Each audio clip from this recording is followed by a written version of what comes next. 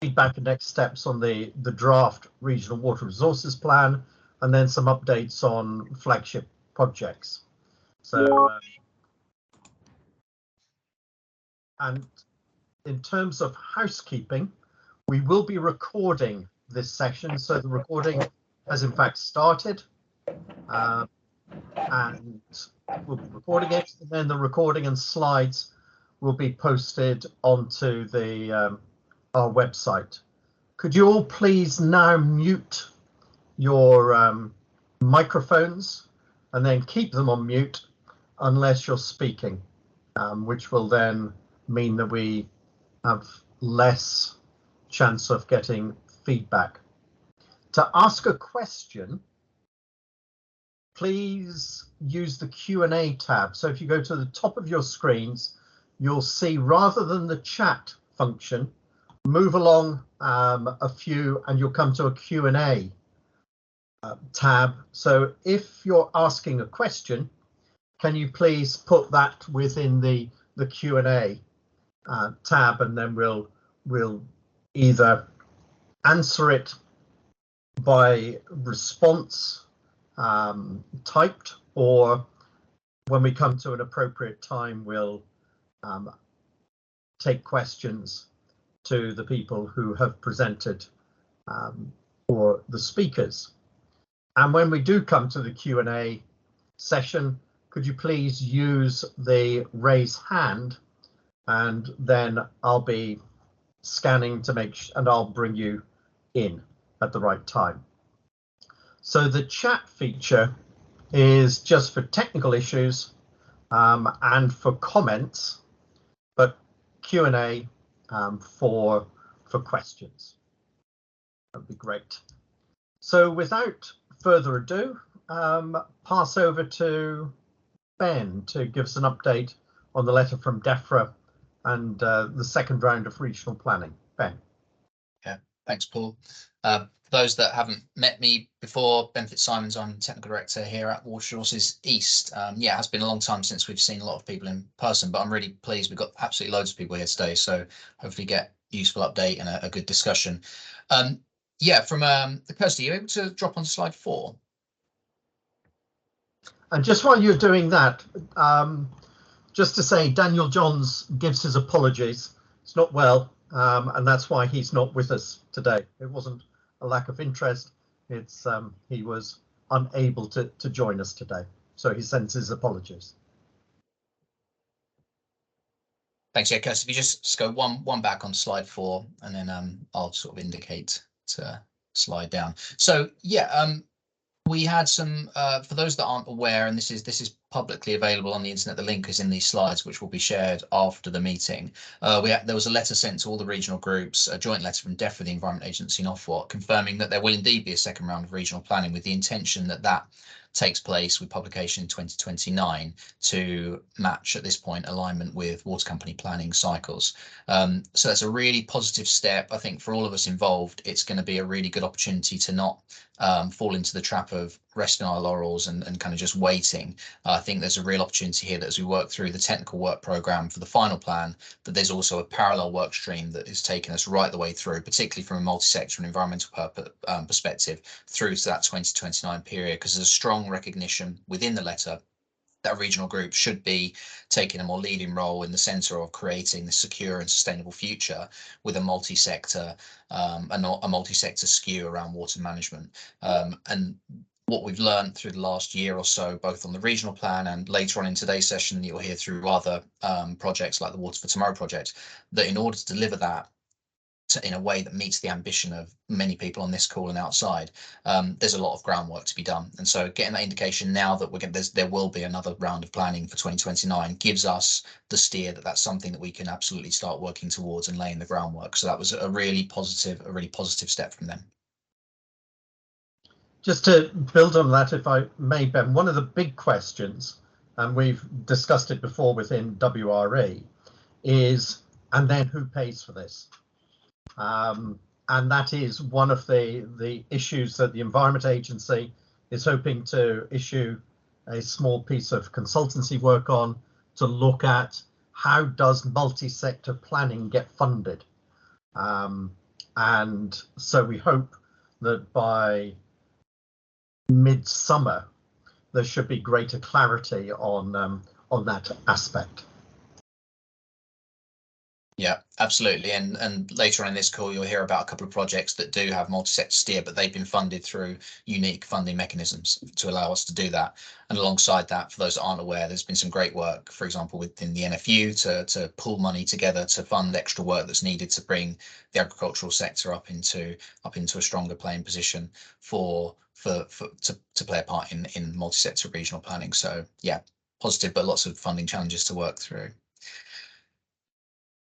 Okay, Paul, I think I'm happy to move on to the next bit. Okay, Kirsty, if you're happy to move on to the next slide, slide 5. The board has possibly approved the budget for this forthcoming financial year, and that sees us retaining membership fees as at levels from 2022-2023.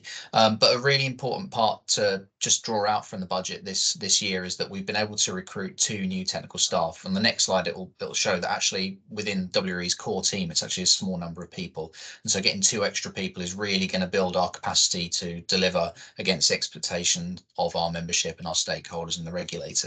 And what's also unique for these 2 new members of technical staff is that they're going to be able to split their time between public water supply work, which is historically where the majority of our technical projects have been funded by, but also on agriculture, energy, and other environmental analyses. So one of the 2 new people, Alice Rigg, has joined just last week, and we're really glad that she's on board as our new water resource technical analyst.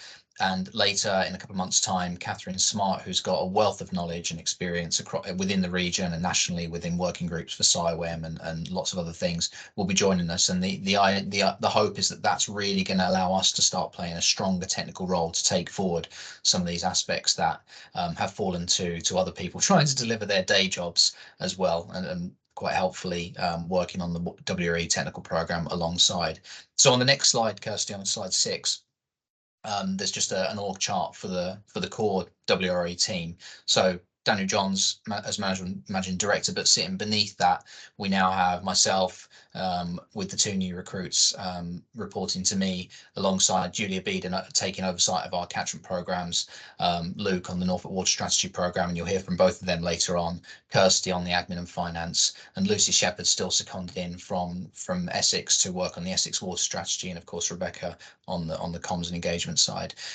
Now, I just kind of briefly wanted to point out that these aren't the people delivering all the work you've seen in the run-up to the draft plan and that will be happening for the final plan. There are, a couple dozen more people probably that sit outside of this slide amongst the water companies in particular, and other people who play a really key part in pulling together the plan across our agriculture and energy sector reps and others that have really helped shape the plan. So this is just those of us that are at the centre of it, but the wider technical team, the wider delivery team around this is much larger, and they continue to play a really big part in what we do.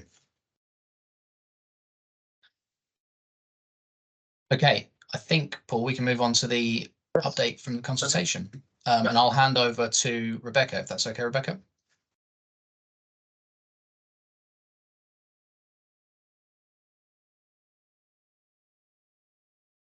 Hello, can you hear me and can you see me?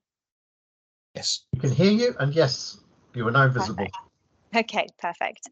I think we're all having a few technical problems actually on this call, which isn't ideal, but okay.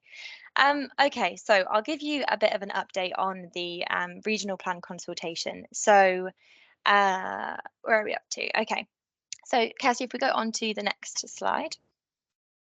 Okay, so just a couple of points to raise about media coverage to date. So we've had lots of media coverage on the regional plan and on the consultation, which obviously, as you know, closed on the 20th of February. So thank you to everyone who sent us your response. So we've got 2 articles by the Eastern Daily Press. One of them was about the regional plan, and the other was about the Fresh for Seas. No, it wasn't. It was about the Norfolk Farming Conference back in November. And then Daniel also attended the Fresh for Seas closing conference back in February as well, which was an Interreg funded project. So when you're sent the slides after this presentation, after the SAG meeting, you'll be able to click onto each of these links and then it will take you to those resources. So Kirsty, if we move on to the next slide. So just a few points about some webinars, meetings and conference talks that we have been attending in the past few months, and also some that we have got coming up. So yeah, I mentioned the Norfolk Farming Conference. We've also been taking part in some different catchment partnership workshops, for example, with the Welland and Witham catchments. And Ben also took part in the UK's first Hydrogen Week. And that kind of explored the link between water resources and hydrogen production, and obviously reaching a net zero economy and how that's linked. So some notable ones coming up, we've got the Water for Tomorrow conference, which I think Julia is going to cover in her section of the presentation, and also the Flood and Water Live event in July, which is hosted by Ada. So if we move on to the next slide. So some further engagement that you may or may not have seen. We have published our first newsletter, which was kind of a milestone because I know that it was something that Rachel Dyson was really, really keen to kind of develop, I suppose. So these are going to be quarterly newsletters. So our next one, I think, is due to be published around May time. And those are really kind of they're resources that are very, we like for our members to be kind of the center of them. So if you have got any upcoming events, any upcoming news, anything like that, then please do send it in to us because it's a good chance for us to showcase what you are all doing as well. And as I said, all recordings, publications, further resources are all available on our website. So if we move on to the next slide, Ben, I'm not sure if you want to take everyone through consultation feedback. I'll let you do this initial stats and I'll take them through the specifics, if that's all right. Yeah, that's fine. Okay. So I thought it'd be useful to actually present this data side by side with the emerging plan feedback as well. So you can see that this time around we have received more responses. So we received 65 responses overall. I think some members or organizations did send us 2 responses, which was very kind of them, some in the form of the online form and others in the form of a kind of a letter, so a more detailed breakdown, I suppose. So you can see that this time around ENGOs, Agri and also local government authorities have been the kind of highest responders, I suppose, and that's a really nice thing to see from Agri in specific, because if we kind of compare that with the results from the previous time around, there weren't really as many respondents from the agri sector, which is really, really great. So if we move on to the next slide.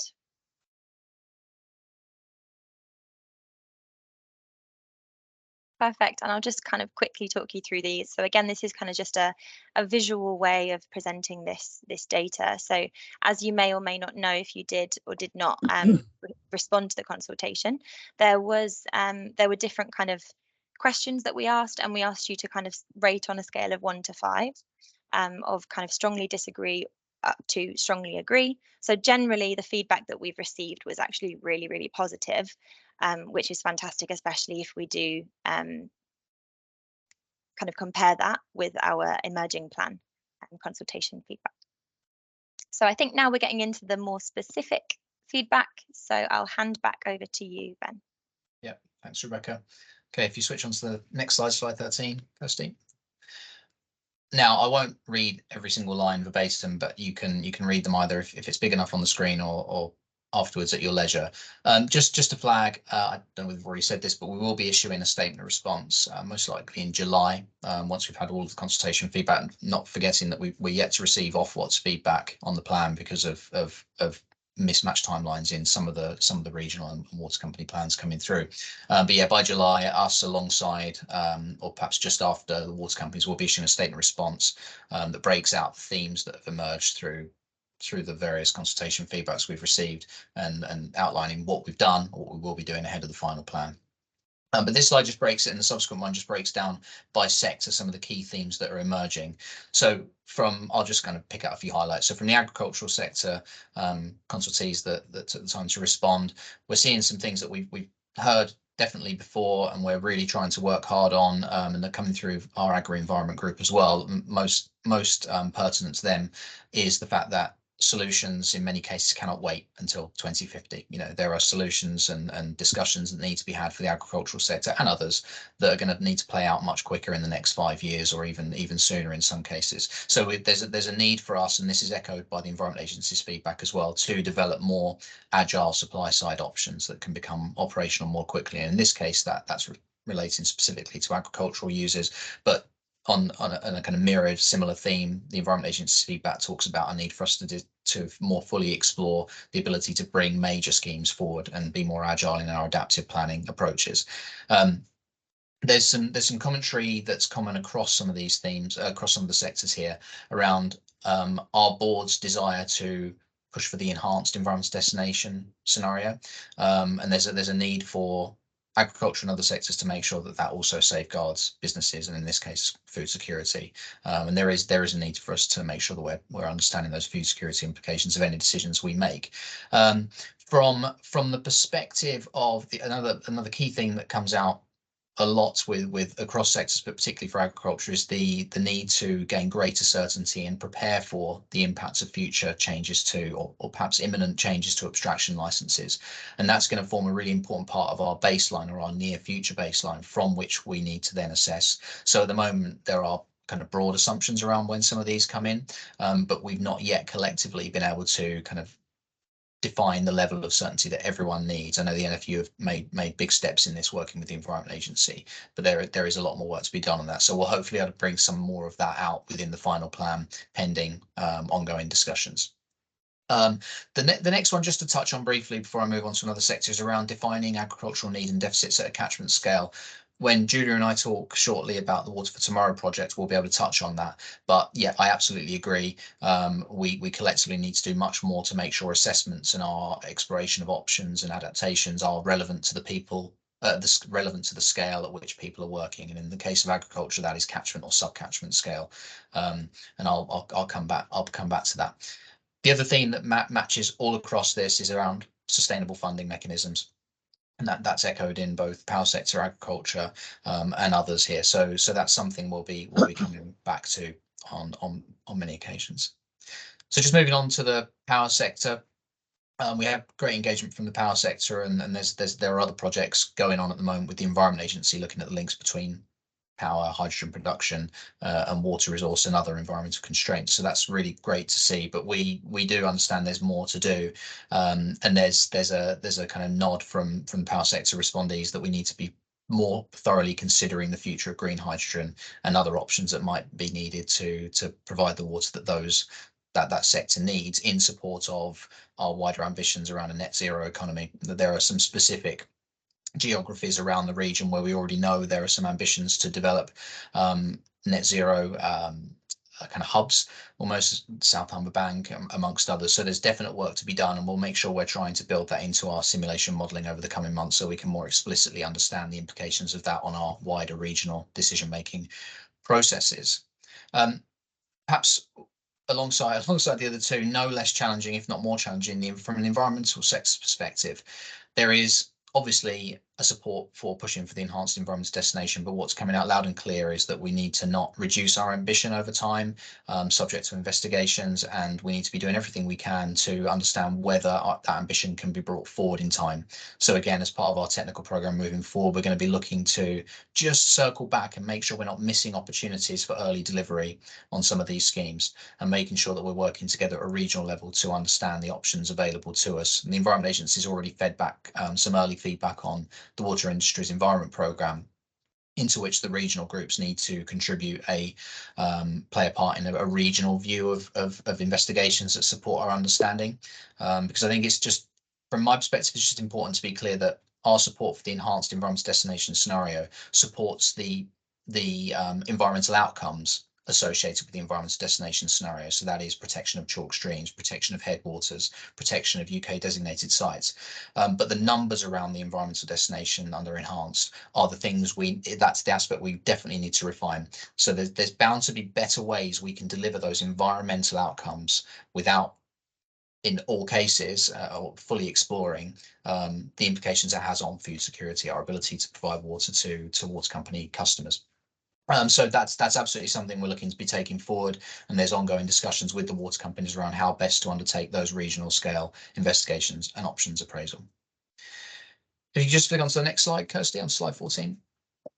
From a navigation perspective, a couple of key comments, and this has emerged in recent discussions, just a need to make sure that navigation and the assets that navigation sector works around are fully considered in our strategic options and perhaps smaller options as well. And there's a particular signpost to the bed from Milton Keynes Waterway Park project, which I'll talk a little bit more about later on, so we'll touch on that.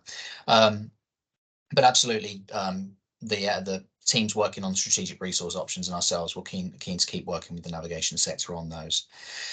And then there's some interesting stuff around councils and local authorities. There's a kind of mixed response depending on, I guess, the perspectives of each council, but generally support for smart metering, leakage reduction, and making sure we're being as ambitious as we can. But we also recognise, alongside water companies and others, that we all have a role to play in this, around setting good planning policy and that being supported at different levels, and work with the water retail sector to make sure non-household customers on the water network are playing their part. So there's lots of work to be done there. We had some around the, if you just flick back to the previous slide, Kirsty, on slide 14, on the in terms of the reservoirs and our ability to define some of those reservoirs and desalination options as low regret, so options that allow us to be robust to a range of futures. There was general support that we've done that, but I think common to other feedback, I think we need to do better to kind of justify those. And in particular, a couple of cases when it comes to the reservoirs, the Fens Reservoir and the Lincolnshire Reservoir as proposed. We just need to make sure we're really circling back to make sure that genuinely forms the best value option and part of a portfolio that benefits both our region and in this case, probably most relevantly, Water Resource South East. There was some feedback from Oxfordshire County Council around the needs just to reevaluate the benefits, the pros and cons of transferring water from Anglian to Affinity in its Water Resource South East capacity, and how that trades off against the presence of reservoirs in both regions. So that's something for us to work through alongside more detailed environmental and social investigations as reflected in other sectors' feedback. So that's a really swift run through of kind of the wider sector feedback. And Kirsty, if you just switch on slide 15, the next one down. Perhaps one of the kind of most detailed responses we've had, and one we're definitely looking to work strongly with the Environment Agency on, is the EA's feedback. So the letter, I think, is again publicly available, but this slide really just distills it into the key themes contained within the feedback. In most cases, really constructive and challenging, and there are some things that we're definitely going to be able to work on for the final plan, and others that we'll need to work with the Environment Agency and our wider team to make sure that we kind of actually understand the implications in terms of our resourcing over the next few months to deliver. But I'll just, again, I won't look at every single one, but just to pick out some key themes. One thing that our plan really focused on was this long-term need for future water and the options available in the long term. And I think what the EA has done in its letter, alongside others, has really challenged us, alongside the water companies, to look back again at making sure that the options that we're proposing in the long term genuinely form part of a best value plan that addresses short-term and medium-term deficits that might emerge as well. And that's going to be set in the context, this kind of push and pull context of, we need to be ambitious on demand management, but equally we can't 100% rely on demand management to deliver everything we need. So what we need to be doing and demonstrating in the final plan is that we've properly considered what we would do, what supply options potentially we would need to bring forward in time to compensate if demand management, leakage reduction and behavioural change doesn't quite deliver what we were expecting, because obviously we can't allow different patches within the region to end up in deficit. So that's something we're really going to have to look back at, and we've got live discussions across the regions to make sure we're fully exploring the relative benefits of the timing of different strategic resource options and making sure we understand how they might unlock other possibilities. So that's something we're going to be working on a lot over the coming weeks and months. The Environment Agency is keen that we kind of produce a stronger, more robust body of evidence to support our best value planning decisions, and I think that's a fair challenge, and we're going to be working hard to do that. So we're setting out our technical program right now and having budgets approved to do that. and with stronger resource coming into the team, we should be in a better position to be able to do that. But yeah, we'll be working alongside the Environment Agency to make sure everyone's brought on board with that process. But I think it's fair to say I would expect more a bigger body of evidence to be associated with our final plan than what you saw for the draft plan, and much of that is a work in progress. So yeah, watch this space on that. The point number 7, I just kind of want to pull out again. To kind of echo comments from up above, is that the Environment Agency is keen that we ensure that, well, they commended us, I think it's fair to say, on our multi-sector approach and our ability to engage with other sectors. But I think there's a stronger challenge to make sure that the final plan actually starts to resolve some of those multi-sector needs. And I think this is one that we're just going to have to work really carefully through and really hard on over the coming months to make sure we understand what we can deliver within the budget constraints that Paul alluded to earlier, and making sure that everyone's in a position where we're all on the same page. But there's absolutely work going on right now where we're starting to unpick that, whether it's directly through us and our partners on the Water for Tomorrow project, or the work that the NFU is commissioning with Crown George University. I think that there are going to be steps forward for the final plan, but that's something that we're absolutely keen to work on. And there's definitely an ambition that probably is going to be, we're going to take a step in the right direction for the final plan, but that's definitely an ambition for that we're keen to have seen the commitment for the next round of planning for 2029 to take us into that. So yeah, really good feedback from the Environment Agency. The next slide, I think, is Natural England, is it? Steve?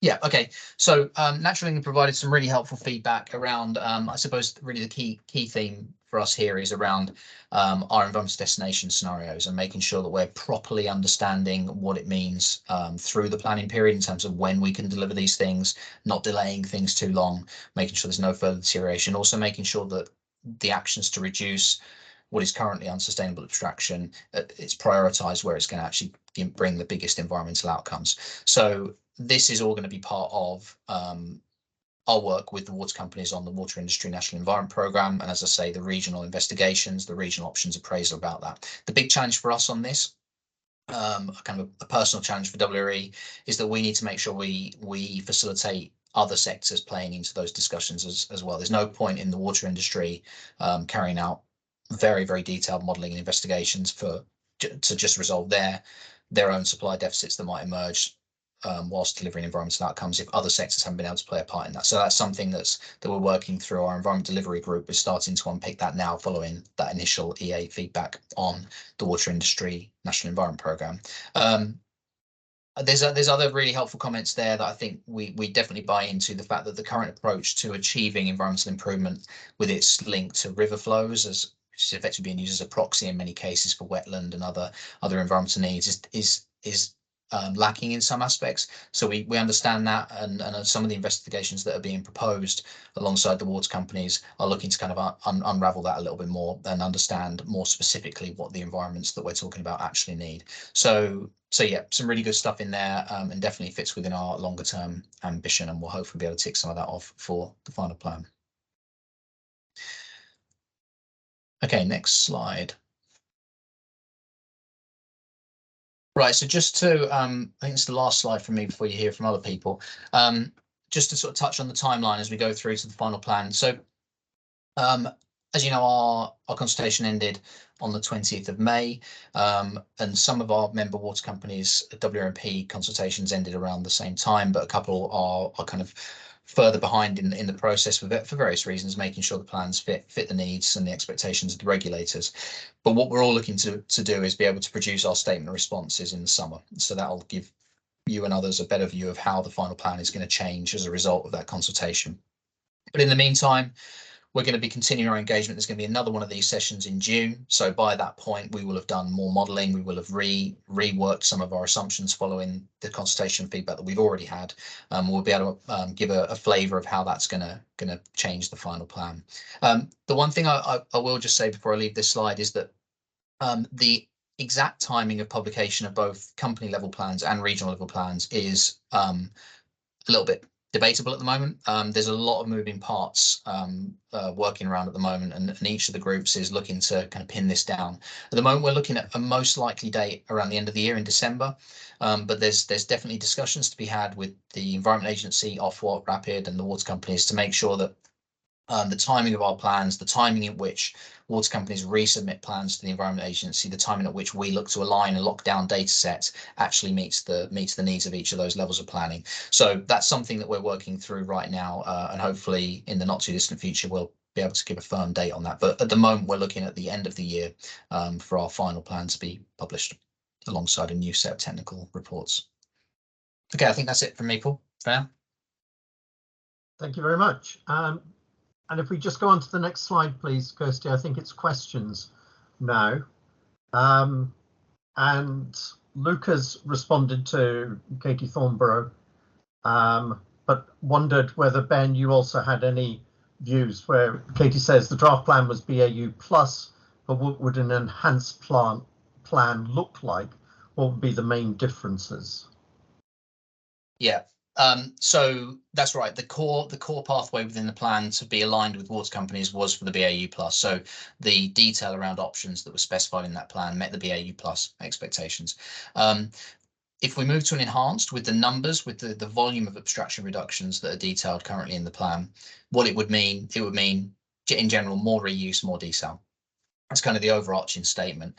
But the work we're going to be trying to do over the next month or two is to try and be much more specific on what that means. So we do have alternative plans, and I think if any of you have had a chance to read the integrated environmental assessment reports, you'll see an assessment of the types of options that we believed at the time of the draft plan would need to come into play for the enhanced plan. You'll be able to see that there. So, but yeah, the general statement would be more desal, more reuse, and what we're being challenged on is, can any of those schemes be made shovel ready, as they say, sooner, so we don't just keep deferring and keep pushing that down? What work can we do now collectively to make sure that if they are needed, or if the investigations say that is the way we need to go, we're ready to bring those forward in the most sustainable way? But I would point you towards our integrated environmental assessment, and there's a clear breakdown of how the different plans shape up. And one of the things that, as Ben explained, the board was keen that we commit to an enhanced plan going through. Actually, the first 5 years of BAU plus and enhanced are very similar. In fact, you can't tell the difference between them. But the board is committed to enhance because that's what gives the protection, as Ben was saying, to chalk streams and to wetlands and protected areas over and above the BAU plus. Another question or comment, and I wonder if Lindsay Hargreaves would be able to comment on this, which is agriculture seems to be the poor relation in the WRE process. And just to give, Lindsay is NFU representative on the WRE board, and this is something which has been actively discussed at the WRE board, but also in other groups. So, Lindsay. Thank you, Paul. I mean, it's an observation that's well made, and it's an aspect of the process that we've put a lot of effort into addressing. I hesitate to use the terms like poor relation, but I understand exactly what Tim means, and so yes, and it's largely about trying to put agriculture on a similar footing to other stakeholders, especially public water supply. And I guess some of the key differences that we spot are things like time to adapt. That's been raised there when change is needed, and also the mechanism by which changes in abstraction behaviour about how they are researched. And so I mean, one of the things that we've really highlighted very early on in this process and came out in the emerging plan was this lack of mechanism. So when agriculture is asked the question, well, what do you want? What does agriculture need out of this? We weren't able to do it largely because we didn't have data. So Ben's already made reference to some fundraising that we did, so a bit of self-help, and we've commissioned some work with Cranfield that will begin this process of agriculture knowing a little bit more about itself across the region, and then being able to do something about it. I think it also raises another matter in this whole process, that what is the function of WRE in this? And because it's made quite clear that that the different sectors must design, if you like, or put together their own plans. WRE isn't there to plan for us, but I think WRE has a role, and I hope that's accepted in making sure that the different sectors have the capability to put forward a plan. And I guess that's the phase that we're in now. So I don't see any quick results on this or solutions, because where is the funding going to come from? Agriculture is a highly fragmented sector, many hundreds, even thousands really, rather, of in small businesses feeding into this, compared with a handful of large public water suppliers, and equally other sectors are much better organized to do this sort of thing. So sorry, that's a rather long-winded answer, Chairman, but the thing is, what I would say is that I think in summary is that we are making great progress. I think agriculture is making progress, and WRE is making progress at different levels. I haven't mentioned the matter of granularity in this, because we are here looking at things regionally, but a lot of these things are going to be worked out on a micro basis. That farming works at a micro scale, small businesses working in catchment and sub-catchment scale. So there's work going on that in those areas as well, to see how we work at a catchment scale and how we build that up into the regional, and then of course onto the national plan. But our concern is regional and what goes into regional. Thank you. Thanks very much, Lindsay. And just to say that we are absolutely not complacent in terms of the efforts that we're trying to make to get agriculture and other sectors properly resourced and recognised within multi-sector planning. But just to say that WRE is ahead of the other 4 regional planning groups. That most probably says more about where they are than where we are. But it is something that's actively being discussed within WRE, but not yet within at least a couple of the other water resource planning areas. So something that we need to, as Lindsay said, work on. Ben, Steve's question on, are we going to reconsult? Yeah.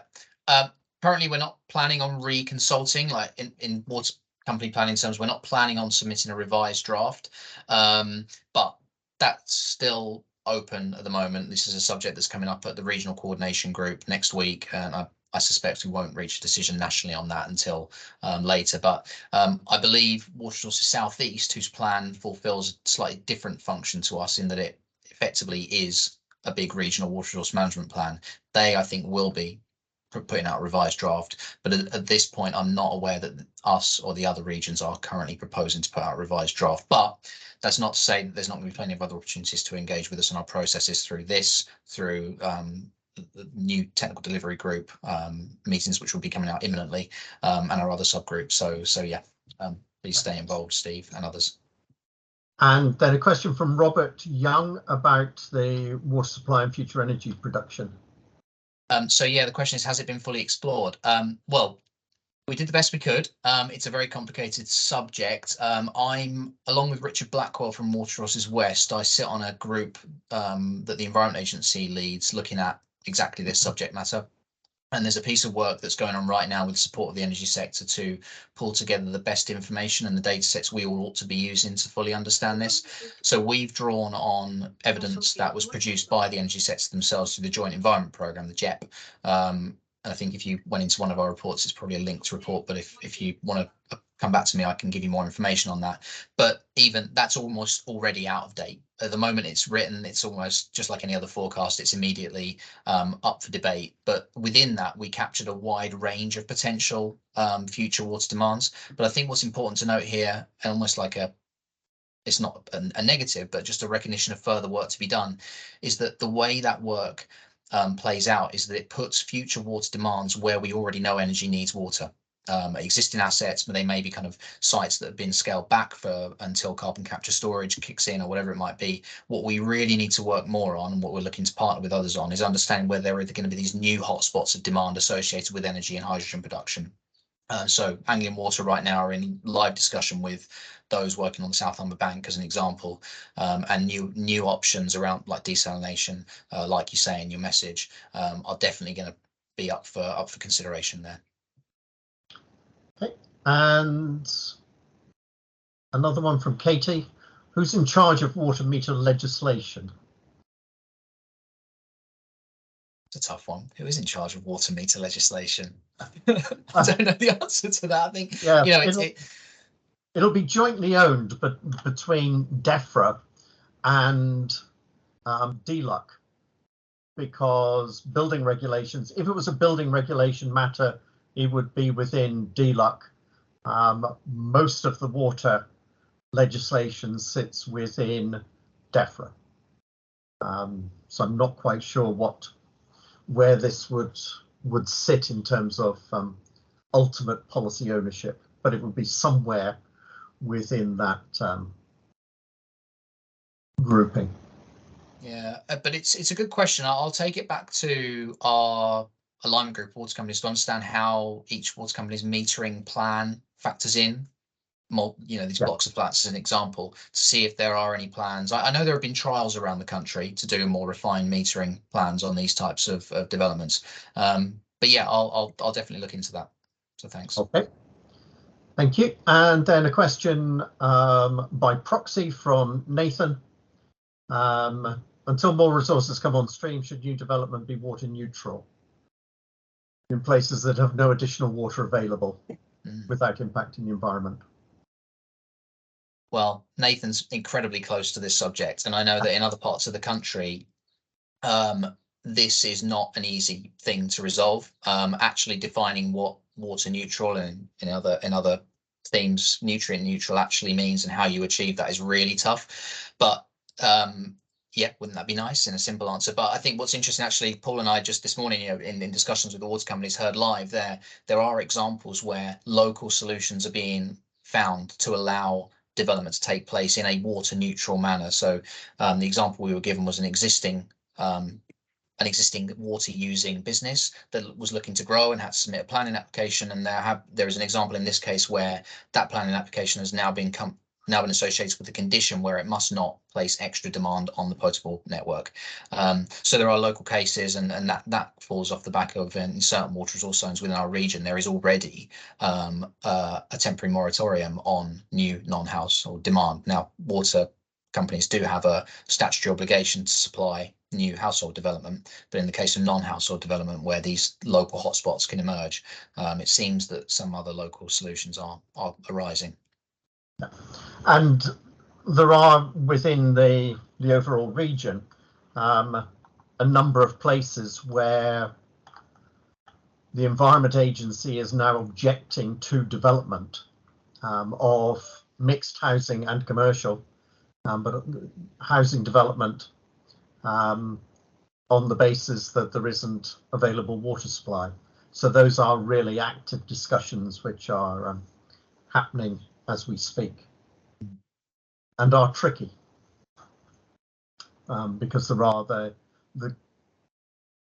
conflicting demands within them. And in case it's not really obvious, I mean, our population and development forecasts refer back to local authority population forecasts and housing projections. So our plan has embedded in it different scenarios of growth in household and non-household use. So, but yeah, definitely need to figure out a better way of doing this so it doesn't place local or wider regional impacts. Yeah. And then there's an observation from John Henry related to hydrogen and refueling stations. Were they included, Ben, within the hydrogen work that you discussed? No, and this is a really good example of these. How can we as a region, we don't know about this until it happens. So this statement here is very interesting to me. I'd be interested to hear more in case there are synergies and co-location opportunities to be met. But I have had discussions with groups like Hydrogen East, where they've tried to explore where these types of opportunities around vehicle decarbonisation might be arising and how they might gain sustainable water supplies, whether that's from the mains network or from other local supplies or local solutions. But no, so our forecast at the moment, this is kind of a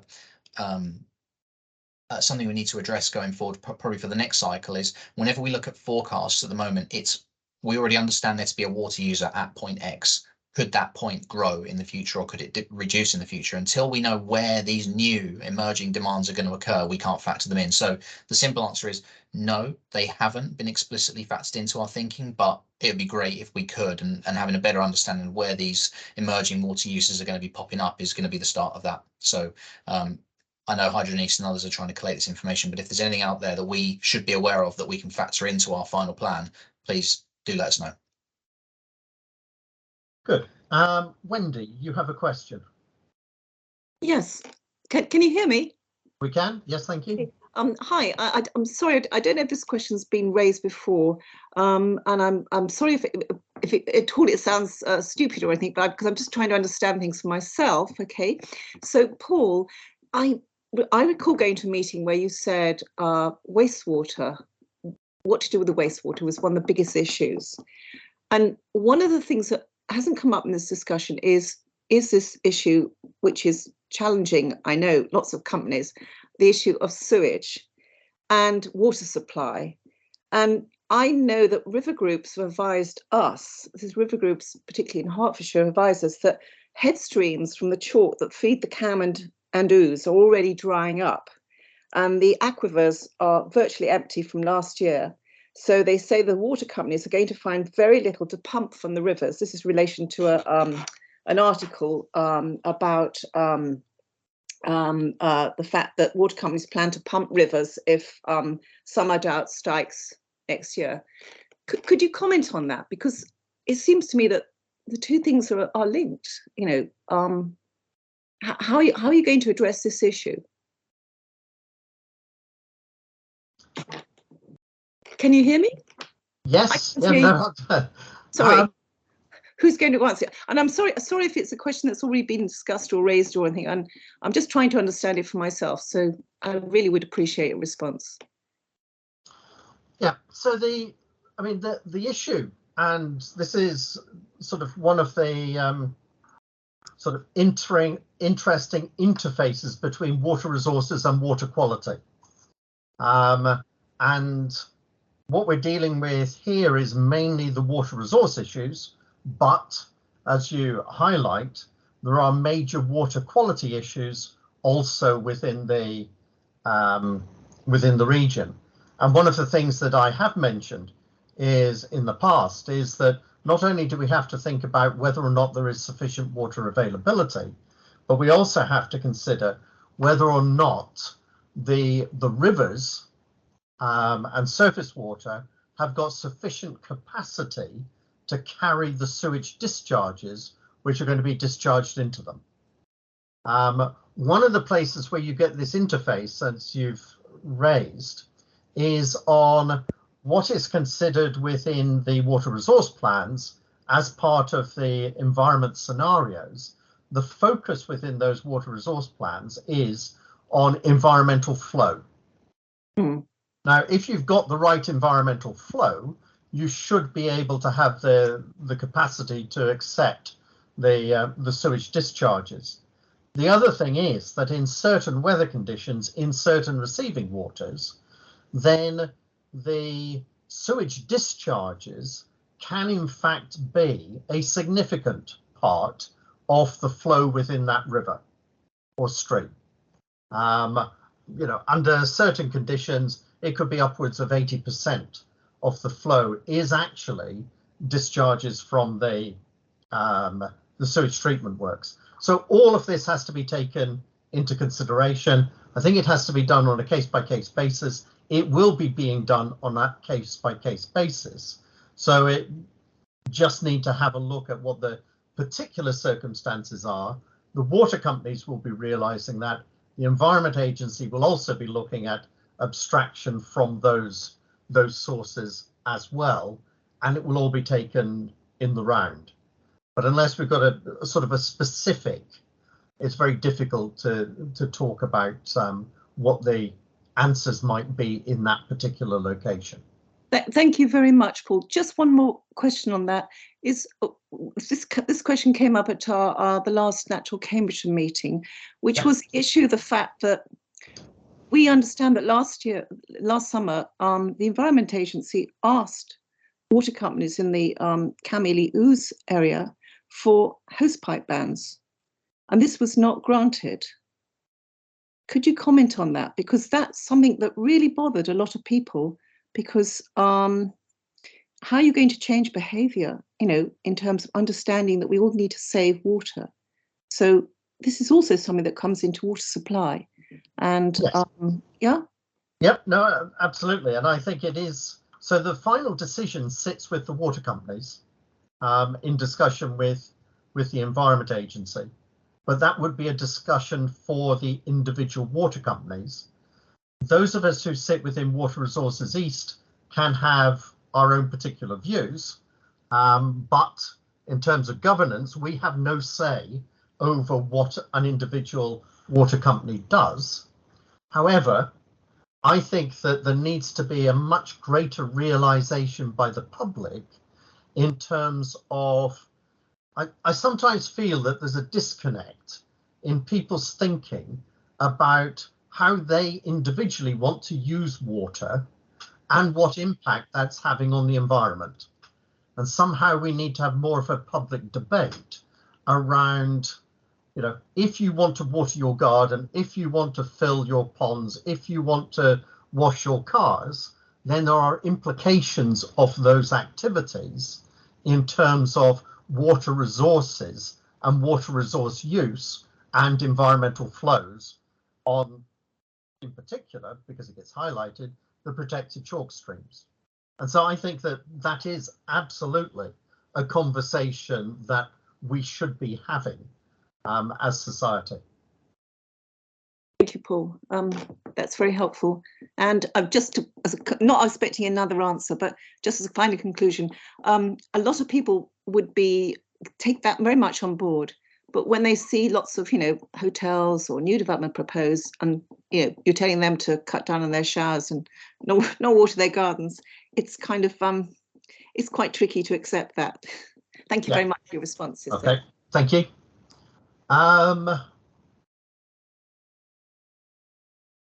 So Tony Hansen, Ben, do you want to?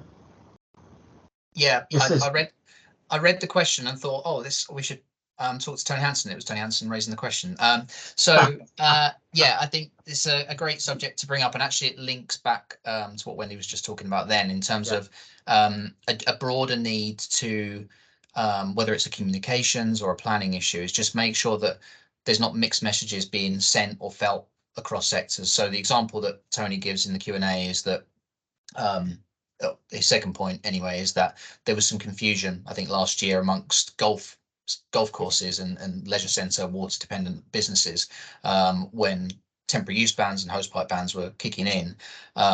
Did that or didn't it apply to the irrigation of golf courses? And I think in many cases it turned out there was an exemption they could. And so what message does this send across that sector and across public if public users are being told they can't irrigate their gardens or for other uses whilst the leisure sector is? So there's kind of a communications thing to be set there. But Tony's first point is around what action should other sectors be taking on water resilience, and drawing the link that, like agriculture, leisure is made up of many hundreds of businesses, and so actually governing that is quite a challenge.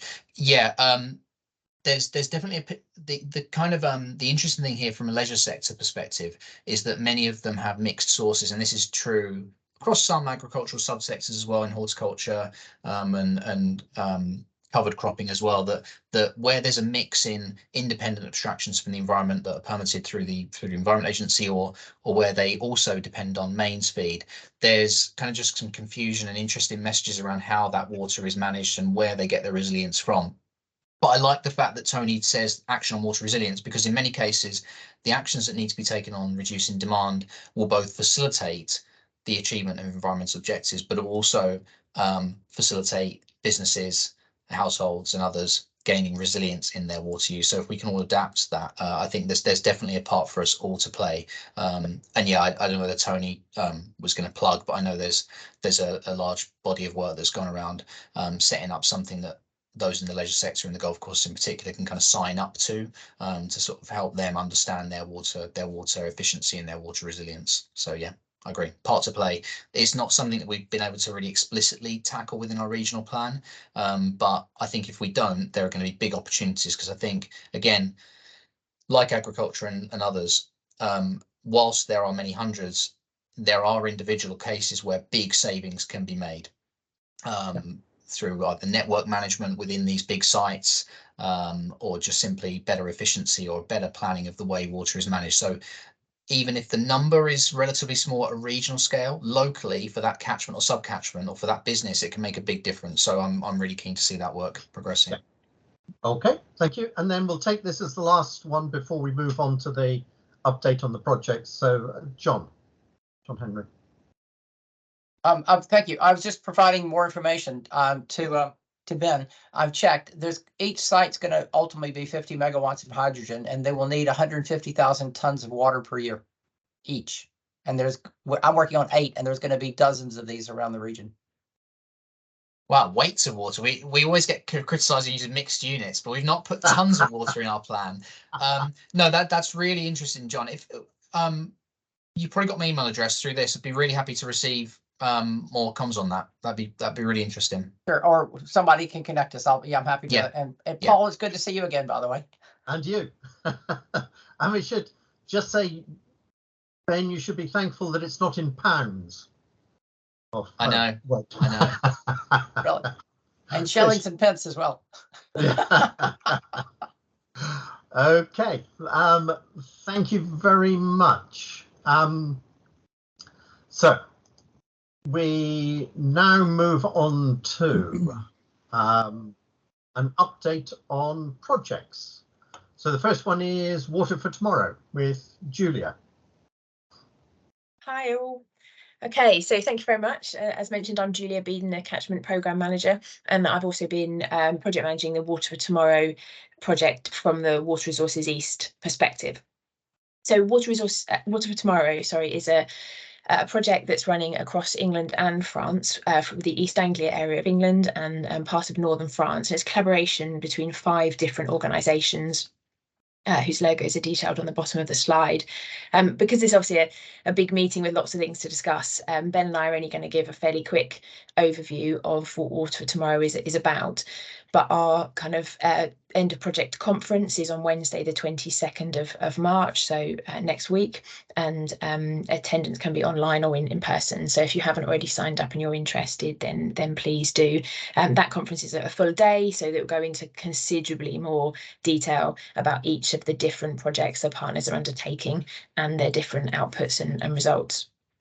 So just as a kind of really high level overview of the programme as a whole, across all of the partners, there's a really kind of large number of different projects and outputs that are underway or coming to a close.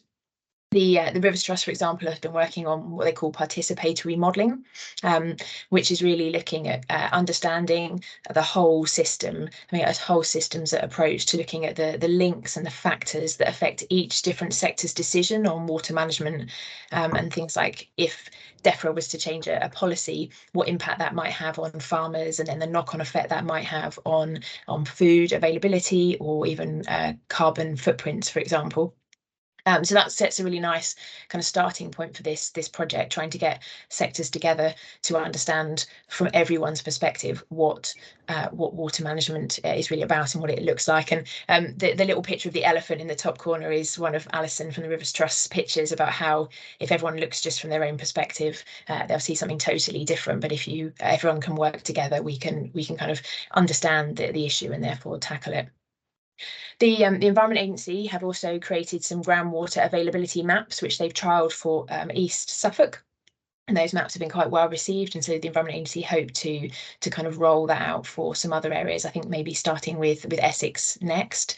They've also carried out soil moisture monitoring using a rainfall simulator and looking at the impacts of different crop types and the impacts that has on soil moisture. And the Environment Agency have also been doing quite a bit of work to support existing and new water abstraction groups, and have helped to support what we've called the Super WAG, which is the existing water abstraction groups coming together in one bigger group, so that the Environment Agency, oh, sorry, I forgot to say next slide. Did that only just moved? Okay, let me just give you all a moment to catch up. So yeah, the picture I was describing is in the top right hand corner here. And was just going through the outputs. So the fourth one, which is the kind of collaboration of water abstraction groups coming together with the Environment Agency and other partners to make sure they've got access to kind of local, regional and national updates. And that's something that I know the water abstraction groups are looking to continue, and we'd all as partners all very much like to support as much collaboration as possible, not just within abstraction for agriculture, but within other sectors as well.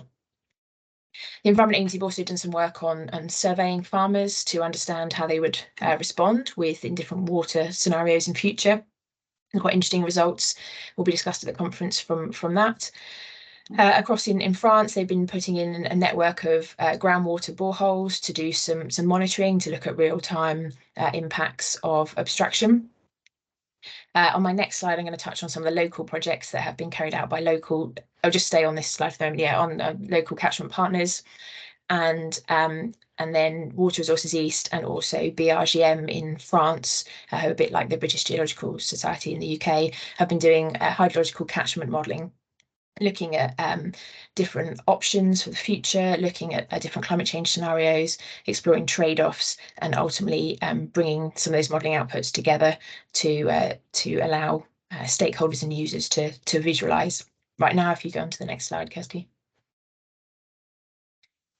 So, as I said, the programme covers a huge amount of different things, but one slide I wanted to show here, just to thank the kind of more local partners that have been involved, is that through the funding from Interreg, the Rivers Trust have been able to support a number of projects delivered by individual catchment partnerships, some of which are on this call today, and they've really kind of added to the variety of projects that Water for Tomorrow has covered. And really, the whole aim of this project, this whole programme across all the outputs, is to look very much at that kind of catchment and more local scale working, and to really look at different tools and techniques and different kind of innovative ways to move into doing a much better job effectively of catchment management. And so these local projects on the slide here, just some of the examples that have taken place in Cameo, East Suffolk and Broadland catchment. And so you'll also be hearing summaries of some of these local projects at the conference. Right, if we move on to the next slide, I'll talk a bit more specifically about what Water Resources East has been doing. So within the wider programme and all the things that I've mentioned, Water Resources East's role has been much more around the kind of quite technical modelling. So we've undertaken some hydrological modelling and some modelling that looks at allocation of water resources and potential options for the future. And our work is very much looking at the long-term view. So we've been looking at the situation to 2050. That's not the case in all the different elements of Water for Tomorrow. Some of the projects have been looking at the situation now, but yeah, we were looking very much at the long term, and very much trying to understand how other sectors could in future be able to reach the same level of experience and access to data and results as water companies have, so that in the future there can be much more collaborative decision making on options. And by collaboration, I mean not just people within leisure talking to each other, people within agriculture talking to each other, but across all the sectors. So is there a way, for example, that if the other sectors have had a really strong water resource management plans and knew what they needed, that they could have stronger conversations with water companies and therefore potentially have shared future measures that could be delivered in future. This slide is something that's already been discussed a couple of times in this meeting, and one of the reasons why we felt it was so important to try and have a go at seeing what can be done in terms of catchment modelling. The water companies have years of experience of modelling, reliable funding, really good data and models, and there is just a small number of water companies that to kind of liaise, and there's a very established process now for water companies to work together. Whereas, as we've mentioned, other sectors have much more of a challenge. And as Lindsay's mentioned, there is a lot for these other sectors to do to reach a greater level of water resilience. But WRE and all of the partners in the Water for Tomorrow programme just wanted to see what could be done to help, kind of another element to help this area of work, and to start on this route of creating kind of better tools and data for other sectors. Right, if we move on to the next slide, Kirsty. So this is a bit of an overview of the kind of approach that WRE has taken to its modelling. So first of all, we wanted to identify what is the scale of the problem, and this was done using our hydrological modelling. And we have, instead of, if you bear in mind that at the moment water resources are generally managed on a water companies network, which is quite a large area, and it's also a slightly artificial network given the connections between areas by pipes and things. So we wanted to very much work at a sub-catchment level, and we've gone down to something called CAMS assessment points level, and Ben's got a little map that he'll show you a view of that later, but really drilling down to a much more detailed level. And then looking at what the scale of the problem is, at the water that's available under different climate and environmental scenarios. So we've got outputs from the model to show the different different situations and what level of water will be available under different scenarios. Then separately, we wanted to look at what local options, so future measures, might be available. So we started with a really long, unconstrained list, including things like rainwater harvesting, nature-based solutions, licensed trading, etc., to see what could be possible. And then we had to narrow down the types of scenarios that we were going to look at and the types of options we could look at just within the time frames of the project to see what we would actually take forward into the next step of the modelling.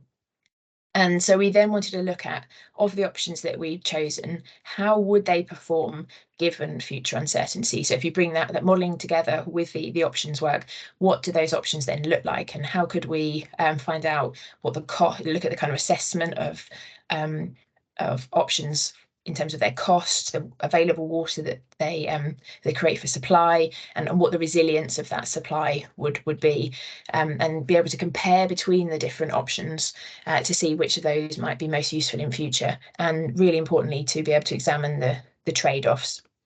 And a really simple example of trade-offs would be, the bigger reservoirs the more reservoirs that you build, the greater storage you've got, but the much greater the cost. So that's a really simple example, but potentially another one would be the more reservoirs you build, the less land you've got for agriculture, for other use. So there's a number of different trade-offs that have to be considered, and that's a standard process in kind of water company analysis. And then ultimately, we've looked to create a portfolio of measures that balances the needs of the area, and the project concludes with us putting this into what we've called a catchment management system, which is a very visual tool looking at what if scenarios, and allowing people to choose different environmental and climate change scenarios and look at how the options respond in their catchments, and look across kind of the catchment scale what different options would be appropriate and whether or not they can meet the needs of the region to 2050. So it's really quite a technical programme. It's something that does require quite a bit of kind of technical modelling knowledge, and I'm going to hand over to Ben now to talk in a little bit more detail about one of the next modelling steps. Yeah, thanks, Julia. So I mean, Julia's kind of brought together the overarching aim really there. But if you click onto the next slide, Kirsty, just want to touch upon some of the more specifics that hopefully make it more meaningful in terms of what it's actually delivering, and the types of scenarios you might be able to play around with when the outputs get released. So what I was going to say is that, and apologies, I dropped out briefly on internet failure, but hopefully Julie hasn't said this, but what's really interesting about this project is that it's drawing on the same methods and approaches that we use for the regional scale of planning and taking them down to a more local catchment and sub-catchment scale. And skewing it more heavily towards an agricultural and local user focus rather than a public water supply focus. And so seen in the middle of this slide is a catchment simulator. So this is there's a collection of hydrological and water resource modelling tools that have been delivered by a couple of our consultants. But what this is allowing us to do is to basically play tunes and run scenarios with a catchment model. And you might just be able to kind of make out with that schematic that there are different dots and arrows and lines joining parts of the simulator, and they represent demand centers, or in a more realistic term, a smaller group of farm agricultural water users, and the connections between them, where we can build in relationships around flow constraints, hands-off flows that might be associated with licenses, the kind of natural course of the catchment, taking water from an upstream to a downstream point. And by having that simulator, it allows us to play in what's on the left-hand side of the diagram are input scenarios alongside options. So those input scenarios are kind of broken down into two different groups. One is where we have we can make estimations and assumptions around how things might change in the future, but we've got no control over it. So in this case, it's how might the weather change? Are we going to be in a wetter future or a drier future? And that's represented through our two hydrology scenarios and our climate change scenario. The other input is around something that we currently have uncertainty about, but ultimately it will be a decision that we collectively make as society. And in this case, it's the environmental destination. This is how much do abstractions collectively across sectors need to be reduced by to deliver the environmental outcomes associated with BAU plus, or associated with enhance, or associated with any other kind of patchwork of environmental outcomes that we seek to achieve. And they can be run through the model with our base understanding of the system, base level of assets, and things like that. But then down in the bottom left, what we're able to also do is play in a number of options that Julia touched upon. So in this case, we're allowing the model access to apply new winter storage reservoirs that are accessible to subsequent summer irrigation users. And there's also options in there about assumptions on reducing demand for water. And in the case of reducing demand as an option, really what we've done here is we're taking the first step to showing what impact that might have on the water balance and the ability of different sectors to meet those demands. What we're not doing yet, but we're teeing up the conversation, is then saying, how will that demand be reduced? Is that demand going to be reduced through efficiency? Is it going to be reduced by a different crop rotation pattern? Is it going to be reduced by a different land use? Who knows? But either way, what our modelling is going to allow us to do is understand, okay, if the users within this subcatchment were able to target a demand of 10% less, how would that impact their ability to meet that demand through a hydrological time series in any given year and a different climate change future? And the model that can then run and try out many thousands of times different combinations of those storage and demand reduction combinations, and we can assess the performance of the system using those green boxed metrics on the right hand side. So in this case, as I said, we're skewing it towards agriculture, and we've made an initial start at how the agricultural sector and the environmental focus sectors might look to assess the performance of the system. In this case, we're looking to allow the model to maximize the supply to agricultural users, to minimize the deficit that those agricultural users might face in a given year.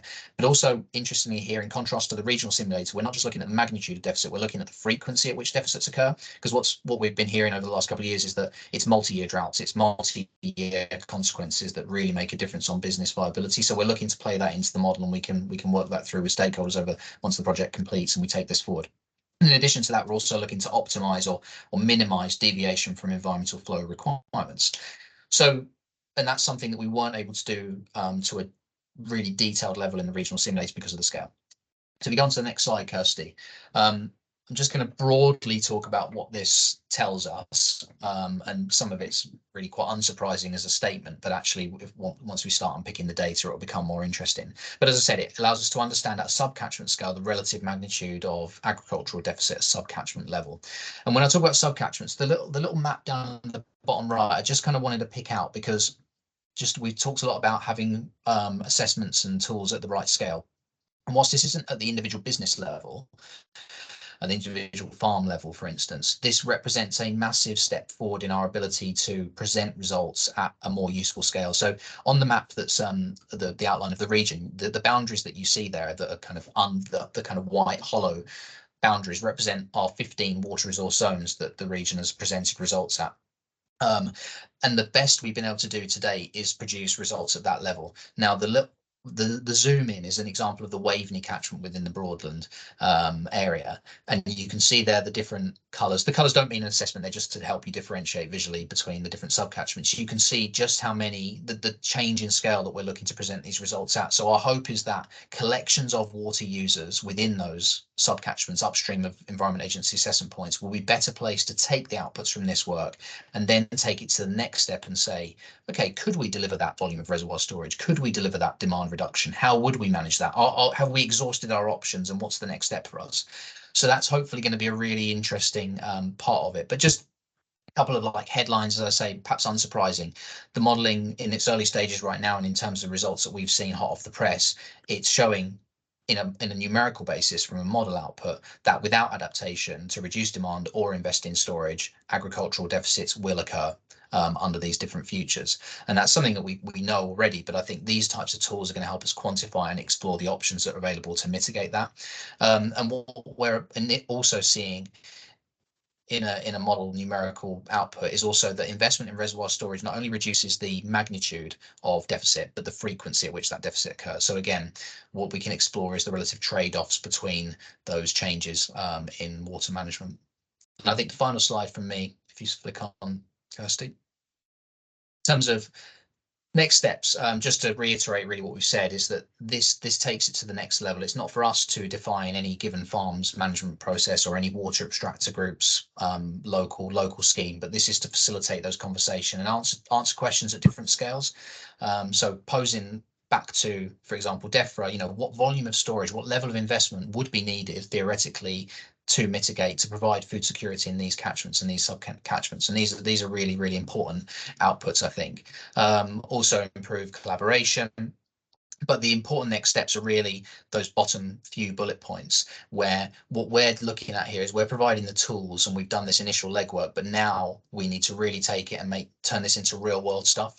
We don't know how big a reservoir or how much land, prime agricultural land could realistically be converted into reservoir storage. And that's going to be down to the next stage of engagement, the next stage of use by catchment partners, taking the catchment management system and turning it into something real. And we can then build on this and build complexity and build new options in if we find that actually we've exhausted all of the options in terms of storage and demand management. Maybe we start to look at different land use, maybe different transfers, different, there have been examples of really good practice around the region. Maybe we can start factoring in new specific options. And then what that will allow us to do is start to tick off that huge ambition from the Environment Agency and everyone else of actually having options that meet a multi-sector deficit in our regional plan. So this is really exciting. As I say, it's early days on the results, but it's really promising, I think, in terms of what it's delivering or what it will allow us to deliver. Thank you. I think that's it on Water for Tomorrow. Yep. Okay, we need to step through then. So going on to Norfolk Water Strategy. Paul, there is a question from Wendy. Can we deal with that at the, because it's about catchment approach. But does somebody want to address that? Do you want me to start, and maybe Ben, if you need to come in? So I wanted to come out of the screen to look at the question. So there's a number of things kind of pointed here. I think in terms of I haven't witnessed Fergal Sharkey's specific comments, but in terms of the catchment approach more widely and the catchment based approach, that's obviously a collaboration between a huge number of organisations. Absolutely, catchment partners working incredibly hard to do their bit for waters. It's not there for different catchments and the water quality and water resource in those catchments. It's not the absolute responsibility of those catchment partners to do and to solve the river problems. I think the catchment partners themselves are doing kind of excellent work at that very local catchment level, and can only be commended for the additional difference they do make on the chalk streams. In terms of water companies looking to apply a catchment approach, if that's what you meant here. This is really, it is really quite early days. And water companies have traditionally always worked on a much bigger infrastructure scale, because that scale brings much kind of greater resilience to the catchment, but it does potentially ignore the individual needs of catchment. So it is relatively early days, and absolutely don't dispute there's a huge amount of work to do. For us, in terms of the modelling, that's specifically what we've been doing on this exercise, is modelling on Water for Tomorrow. Really is about still trying to get a much better understanding of what is needed at that level, and that is, as Ben said, early days. We're going to need to do significantly more engagement with and provide support for different water abstractor groups, for example, to understand more about what different abstractors need in the future. And there's still a lot of kind of data and things that needs to be created and made available before modelling at this level will be perfect and will provide the same level of answers as it does for water companies. I can't comment on the specific Cameo pictorial record because I haven't seen it was the governance issue of catchment approach that I was raising, partly because a lot of the catchments also are managed by water companies. It was the huge governance issue that Fergal Sharkey has outlined with the catchment approach. It's about this, which is coming up in a lot of different ways. This thing about rivers having rights. That may sound very kind of, but it's about wildlife and rivers actually existing as systems that actually have rights, and balancing the need, which is obviously incredibly important too. But it's also what you put first. So, and who decides what's first. So the governance seems to me incredibly important about all of this discussion about who decides, and the management, and who decides trade-offs. Yeah, I mean, think there's still. Oh, sorry. You're absolutely right that governance is essential. That actually sits with government, and so it is the arrangements that we have are for government to set that clear policy, and it would require a policy shift to move to the position that we're talking about here. I think in the context, and it's something to explore, in the context of both the Environment Act 21 and the Environment Improvement Plan 2023, and the targets that are incorporated within those, then I think this is something that needs to be discussed, and potentially different arrangements put in place. Because as you say, governance is critical to then ensuring that actions are then taken through, but also in that context that there is then adequate funding that enables people to participate in those governance arrangements. So absolutely. Thank you. Very helpful. Thank you, Paul. Okay, thank you. And Clark. Thanks very much. I'm conscious of time, and I'm here representing Norfolk FWAG and 50 odd years in the agri-food industry. I'd like to just address the elephant in the room using your analogy. I can't see any modelling that's been done of the amount of crops that have been growing in soil by 2050. We're undergoing a revolution in the industry. A couple of weeks ago, I took Peter Simpson around Fisher Farms. I'm also director of the Food Enterprise Park, equivalent of 1,000 acres of growing space, using 5% of the amount of water you would use, an amazing way in terms of osmosis of that, so no fertilizer leaves that building. And that's the direction of travel, controlled environment agriculture. I know it's a challenge to me because I've been in this industry for a long time. I can see Lindsay got his scratching his head as well, but we are not going to be growing crops in soil to the extent that we are. That is going to completely change the modelling that you're looking at, because the direction of travel is landscape recovery, it's nature recovery, it's environmental schemes, and it's planting of trees. Our diets are changing. We're going to plant-based diets, and controlled environment agriculture globally is massive. And I can tell you that's the future of food production, not in soil. Yeah, and I think that sort of highlights a point that Ben made earlier in terms of the hydrogen and water usage, and also Lindsay touched on it earlier. So for me, the role of WRE is the plan of plans. And so what we need is the individual sectors to be coming forward with their plan and their predictions and forecasting of what's going to happen. And then WRE is able to pull together and coordinate those different plans. It's not for WRE, and we're not resourced to be going out and doing all of this work. So I think it is key that individual sectors and individual aspects of this work and future scenarios are brought forward so that we are then able to incorporate that work within our work programs. Lindsay. Just quickly, Chairman, when I leave this meeting at 3 o'clock, I'm going straight into a room with 25 other people in a group called the River Lark Water Management Forum. And it's fully cross-sector, so it's public water supply, agriculture, industry, leisure, environment, planning, local government.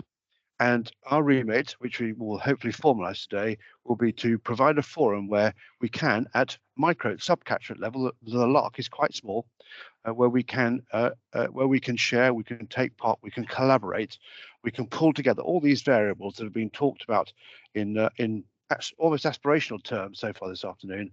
And we're still aspirational because we haven't got any outputs yet. But there's an example of something that's actually happening at this catchment level. Thank you. That's all I wanted to say. Jeff Harvey. Yes, Councillor Jeff Harvey from South Cambs. Sorry, I joined the meeting late, and just stop me if this has already been covered. But it seems to me we don't think very much about infiltration and recharging the aquifer because it's something we can't see. So we're kind of almost not sure whether it's happening. But when we see farmers using regenerative techniques, direct drilling, cover cropping, increasing soil carbon, and we read that a 1% increase in soil carbon can add 100,000 litres per hectare of storage, and also increase infiltration rates via the sort of the wormholes that are made and so forth. Is that? And I mean, I've seen pictures, comparative pictures of a farmer looking at his crops in last summer's drought, thriving, and next door farm using traditional methods, completely dried out and wilting the same crop. Is that fantasy land, or is that something we should really be promoting? And if we did, is that a drop in the ocean in terms of what's needed, or could those kind of techniques make a real impact on our problem if they were promoted more? I think thanks for that question, and I think that's the sort of question that needs to be addressed by the agricultural subgroup that Lindsay is working on within WRE, and within that the work programme that Lindsay and the NFU and others have pulled together, which Cranfield is progressing with. So I think that's certainly something that needs to be included within that, because one of the things, as you allude to, is what we need to do is to make sure that we move away from urban myths and rural legends and actually get facts and data, which then enable objective decisions to be made around some of these things. Thank you. Thank you. Okay, can I move us on, please? And we'll need to step quite quickly through the next presentations if we're going to meet our 3 o'clock end time. So okay. Norfolk Water Strategy, please. Yeah, thanks, Paul, and I'll whiz through these few slides. So hi everyone, Luke Waterman. So yeah, I manage the Norfolk Water Strategy, and I guess for those who aren't too close for it, essentially it looks at how we can look at nature-based solutions currently in the county of Norfolk to address some of the kind of pressing water security challenges we have down there. And if you want to read a little bit more about the program, we did publish a progress report in July last year, which kind of sets out some of these challenges and the role NBS can play. So by all means, have a look. In terms of what we've recently been up to in the last few months, so at the moment we're trying to kind of assess kind of what is the pipeline of nature-based solution projects in Norfolk and where potentially there might be funding needed to realise some of these, and that might be capital funding to actually deliver the project, or actually feasibility funding, which is consistently a big barrier to get something to shovel ready. Alongside that, there's quite a big kind of technical element of the program. So currently we're working with the Environment Agency and some of the consultancies that they've procured to look at some of the water resources modelling that they've delivered. And this is essentially looking at the catchments such as the Wensum and the Bure, to look at how different kind of land use change scenarios, such as attenuation features, soil management, such as what Jeff was just alluding to a minute ago. How can that at scale impact things like aquifer recharge and improving low flows at certain times of the year? So some interesting signs from that modelling, but we need to really look into how we use that and shape potentially a program of nature-based solutions. Moving away from water resources for a second, we are also working quite closely with local district councils on nutrient neutrality, which again is really pressing in Norfolk. So helping them to shape what could be some viable kind of nature-based solutions for kind of unlocking housing growth, as well as understanding how the potential market could work with kind of offsetting in that county. So something to look out for. And then lastly, one of the kind of key decisions we're looking to form in this program is a set of kind of key recommendations on the kind of legal structure and the governance of the Norfolk Water Fund, which was one of our kind of primary recommendations in our progress report. So so Kirsty, if you just go on to the next slide for me.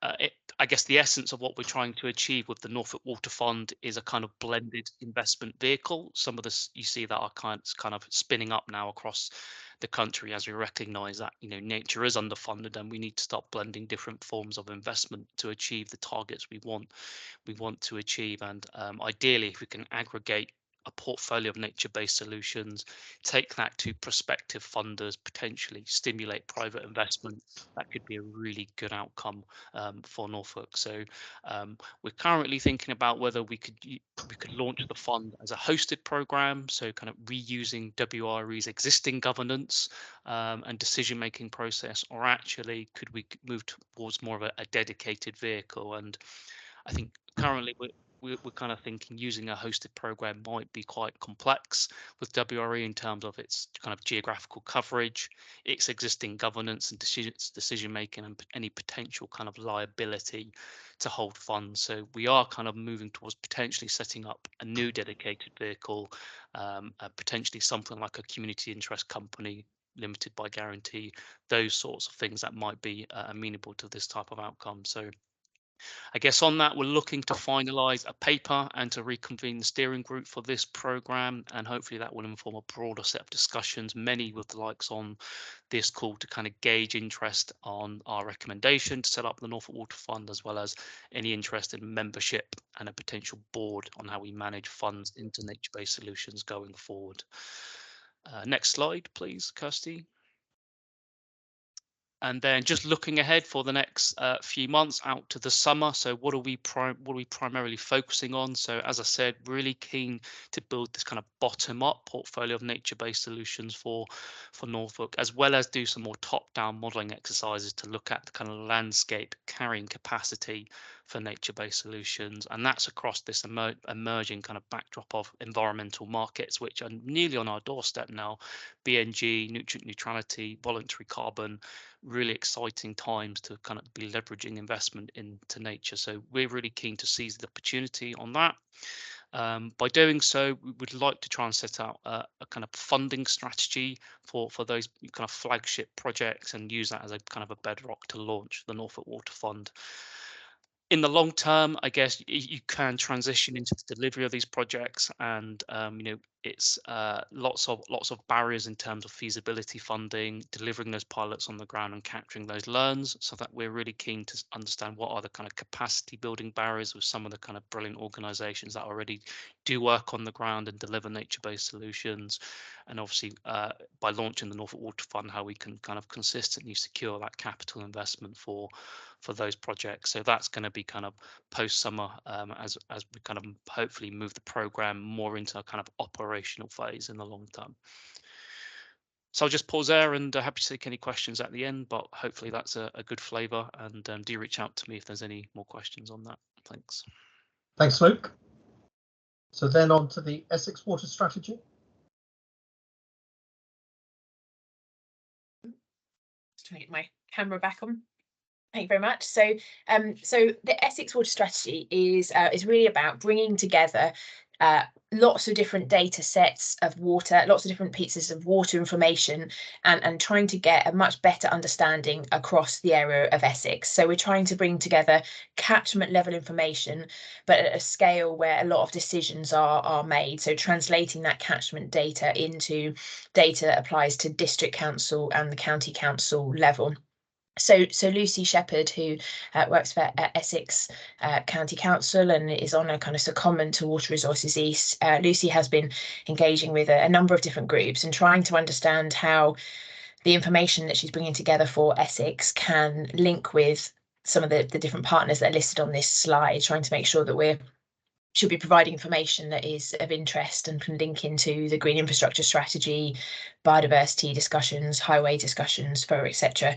And ultimately all of this work will sit kind of under and linked to the Essex Climate Action Commission. And so Lucy's going to work with us to produce 3 kind of major outputs. There's going to be a report bringing together a lot of the different things that we've found by overlaying different water resource data from different water companies, water quality and flood risk data.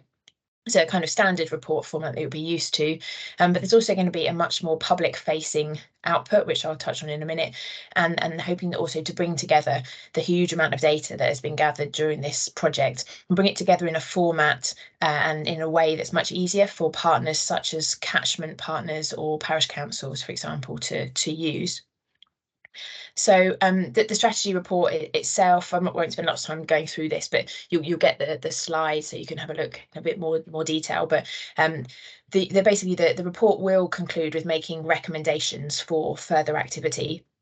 But we hope that also as you go through the report, you'll be able to see some quite kind of headline figures about Essex and some of the things that we have discovered in our research, looking, for example, at how the many different water companies that are in Essex, how they operate and what their future plans are for water in this area.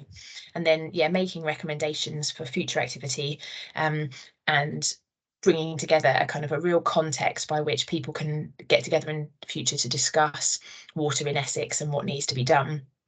And then one thing you might be really interested in is that there's a public facing tool, a microsite that is being developed. And this is really aimed at being very public friendly. And there's, for example, engagement sessions with the Essex Youth Assembly and other groups to really make sure the style is usable and kind of appropriate.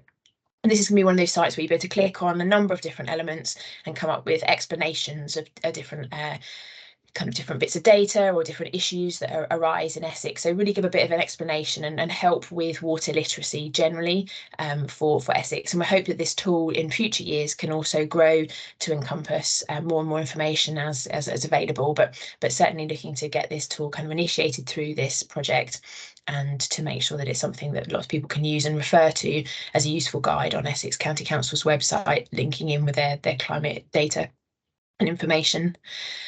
I mentioned briefly about data. So Julia, can I just ask Kirsty to go to slide 34, which has got the... Oh, sorry. I'm really rubbish at asking Kirsty to move onto the slide. Yeah, just pause there for a moment. So that was the yeah, totally apologise, everyone. This is the public engagement tool that I was talking about. So the example here has a mountain in, so clearly isn't Essex, but it's just that the concept, there'll be quite a visual tool with things that you can click on and pop-ups and information at the side.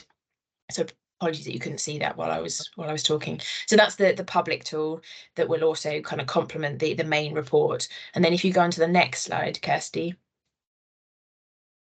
So the third output is a kind of data pack. So we've been working with quite a lot of the water company data from the different water companies in Essex, quite a lot of Environment Agency data, things like the data from the Catchment Data Explorer online, but also climate change, rainfall, population data from local authorities, for example, and trying to bring it all together in one place, but also find ways of comparing and contrasting that data.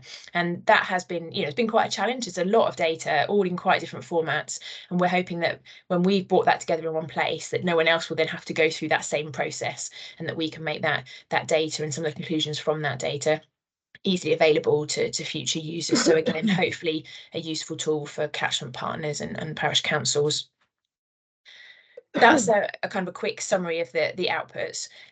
Lucy is really keen, and here at WRE we're all really keen to bring together a kind of a useful project for Essex that really puts a lot of information in one place, draws out some key headlines, and we really want to ask people, what is it that you most want to know? If you're in Essex and you're thinking about the future of water in Essex, what would you like us to find out? What have you find it kind of hard to compare, and what data if you found it kind of challenging to understand? So if you have any feedback, anyone who's Essex based and is interested in being engaged in this project, or you have any feedback on this, please do let us know. You can contact us at wre.org.uk. We'll make sure that that comes through to Lucy and I, so we can kind of get more and more people engaged in the project to make sure the outputs are very useful for the future. Thanks, Julia. Ben, Bedford Milton Keynes Waterway Park. Yeah, thanks. Kirsty, move on to slide 36. So yeah, this is a project that's perhaps to date less visible to certain people than the other ones that have been spoken about. But it's a partnership project with the Environment Agency and Stantec, commissioned directly via us with Environment Agency funding to conduct a study looking at both the flood risk and water resources benefits and disbenefits of the development of Bedford to Milton Keynes Waterway Park. And this has been going on for some time, and the results are we're expecting the final reports actually this week. So once we've reviewed them and the Environment Agency has reviewed, they'll be made more widely available, as well as to the project stakeholders. So if you just pop onto the next slide, Kirsty. Just for those that don't know, the Bedford to Milton Keynes Waterway project is looking to link up the Grand Union Canal and Milton Keynes to the River Great Ouse in Bedford with a new green-blue infrastructure corridor with a kind of primary purpose for navigation. But the purpose of this study is to look at both how the demands for it in terms of water can be met, bearing in mind lockage and leakage from a new vertical leakage from any new waterway is a possibility. So it's looking at meeting the needs of that, but alongside that, looking to understand whether there are mutual benefits to be had with any local flood risk mitigation measures, using the waterway as a kind of a mechanism whereby local flood risk might be reduced, but also just a kind of high level exploration of whether having that waterway in place might unlock other opportunities for water resources, whether that's through waters trading with other independent water users, or more widely via the River Great Ouse into the broader Water Resources East network. So I'll just very briefly touch on both the water resource and the navigation and then flood risk side. So if you click onto the next slide 38, I think.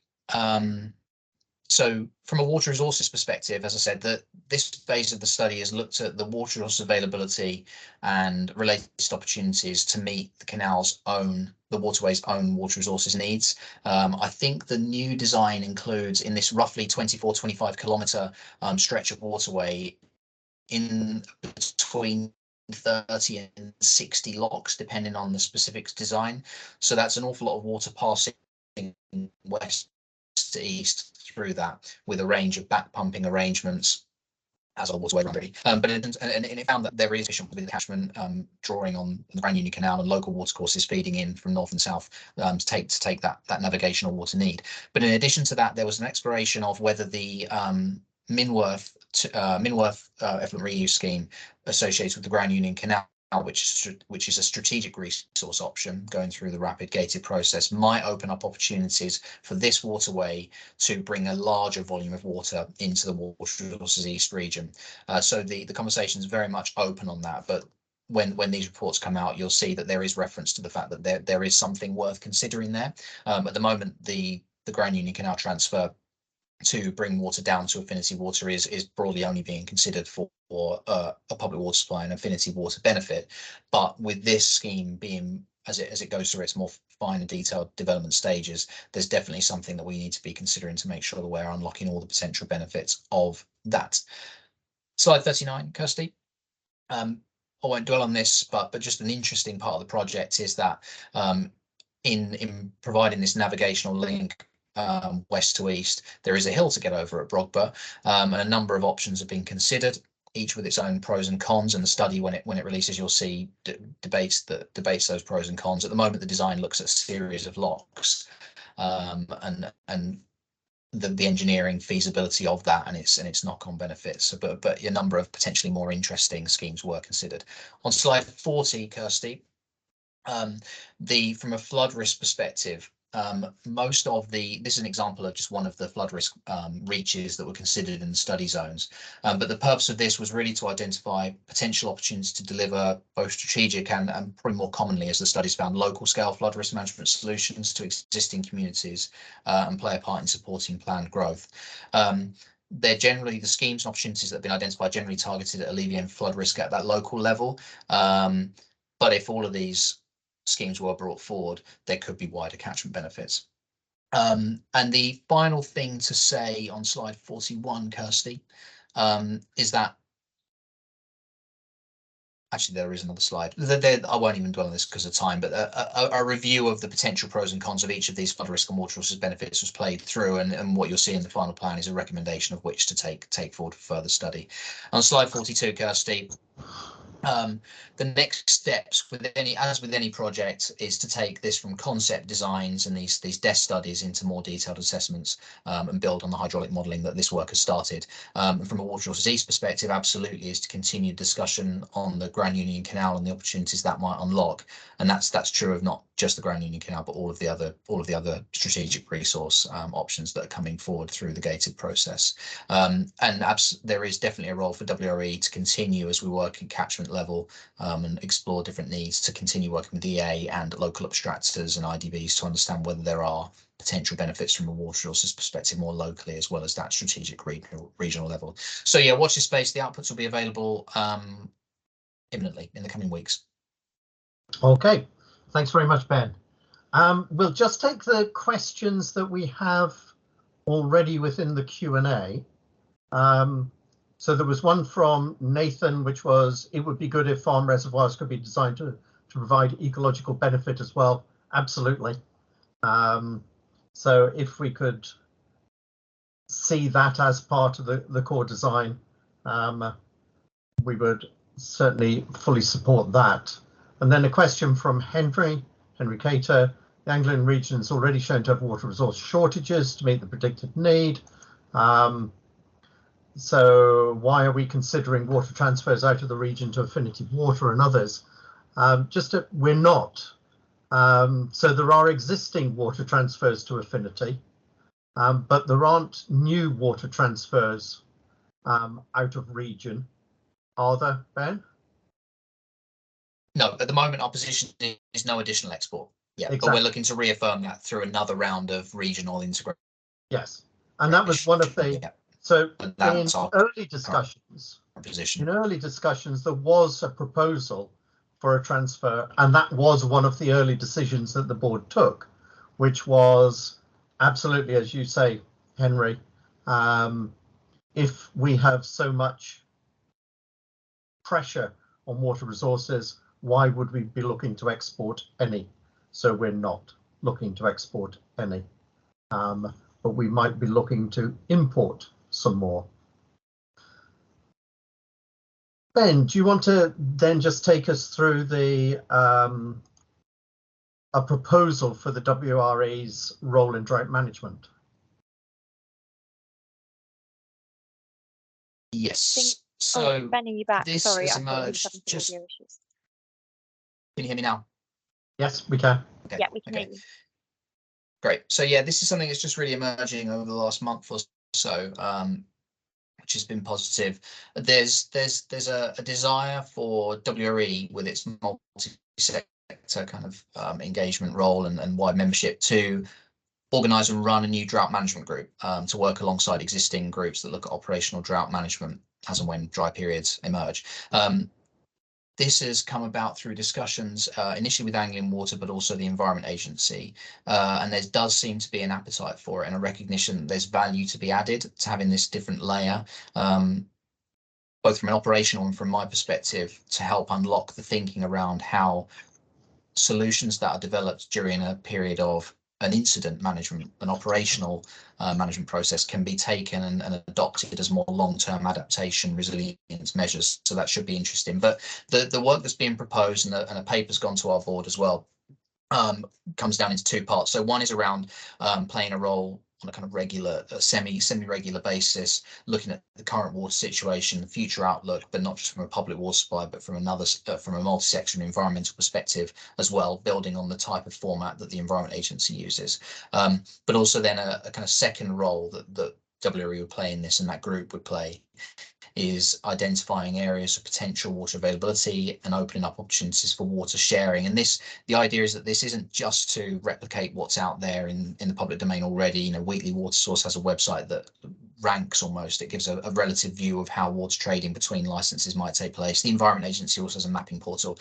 This is looking at using WRE's place in our kind of role where we can facilitate discussions to identify more dynamic trading opportunities between sectors. And there are already examples of this between the water companies and different users in different parts of our region. So the idea is that this would facilitate the emergence of other similar schemes. So that's something that's being developed at the moment. Obviously, we need to explore how that role gets funded, but there's definitely an appetite from the Environment Agency and others for WRE to step into that role, and the hope is that our growing technical team will allow us to fulfill that role in a sensible way to challenge other sectors to work together.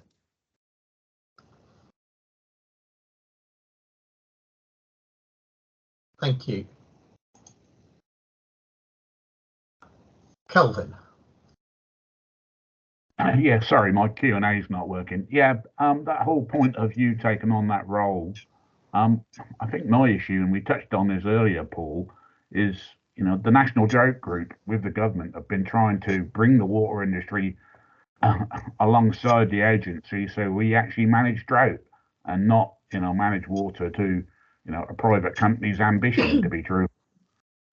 If somehow WRE can put some more leverage on Anglian Water, so actually when we declare a drought, you know, the farmer who's pulling water out of the groundwater at X and is stopped, and the golf course beside him can still have his sprinklers running, that is not appropriate, to be truthful, nor is someone watering the garden. We have to solve this, and I got embroiled in debates on Radio Norfolk last year with this, and, you know, we need to bring this to a conclusion.